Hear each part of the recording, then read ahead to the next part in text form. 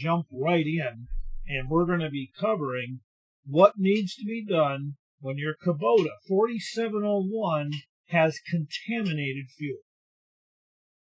Let's take a look at this filter. This particular Kubota was filled with a can of diesel that was about half water and ran until the engine stalled. Not something that's really good for your pump or your injectors, but we're going to talk about what we can do to resolve this issue. The first thing you want to do is siphon out the fuel out of that tank. I just used a little electric device that I bought like this off of Amazon. 12-volt, hooks up to the battery. You take the large hose and you put it in your tank, put the other one in a can of diesel fuel, turn on the switch.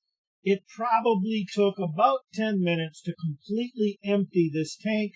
There is no reason to think you're going to try and salvage that fuel. Get rid of it, put some fresh fuel in.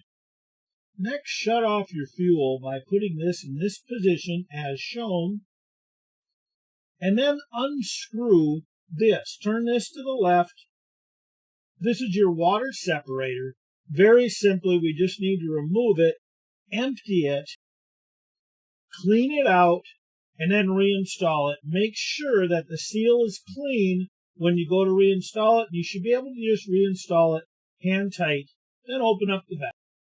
Now you're going to want to make sure you've screwed off the fuel filter up front. Remember, the valve on the water separator will be open. We'll be turning the key on to purge the remaining fuel and water that's in the line out before we put a fuel filter back. Now notice, I don't need to crank this over. I'm just going to turn the key on. You're going to watch. You can see all that water coming out. That would have just been cranking time and probably would have damaged the injectors and pump. So you want to keep that on until you've got nothing but nice, fresh, clean diesel fuel without water coming through. Otherwise, all that water has to run through your injector pump, and without diesel fuel going through your injector pump, it will damage the pump. So we want to run until you can see here, I'm seeing nice, clean diesel fuel, and all the water has been purged out. Now we're going to need to install our new filter. Make sure to lube that O-ring on that filter before you install it, good and tight. And we want to remove this. They say loosen it. I would recommend just remove that plug and turn your key on so we can bleed it out. I'm going to show you here in this little video link what it's going to look like. If you just loosen it, you're really going to have a hard time telling whether you got all the air out.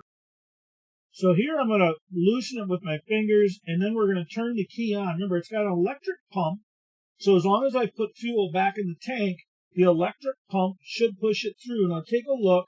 You see air bubbles, air bubbles. I'm going to pull it completely out, and we're going to go until all the air bubbles are gone, and all we're getting is straight diesel fuel. And as soon as there's nothing but straight diesel fuel coming out, there we go, all the air bubbles are gone. Then we can put the plug back in and tighten it. Now it's a matter of cranking it to purge the rest of the air out, and it can take some cranking, but be sure we give this thing a good 10-second crank and then give at least 30 seconds rest so we don't burn out the start.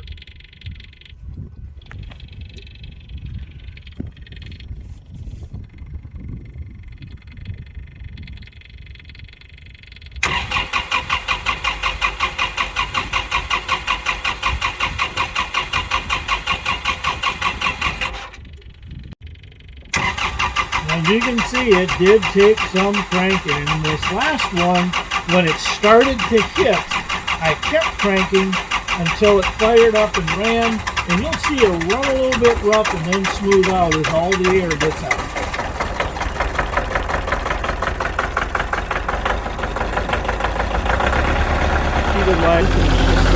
Make sure you check everything over good for leaks. Make sure we don't have any fuel leaking or any other problems before you're good to go.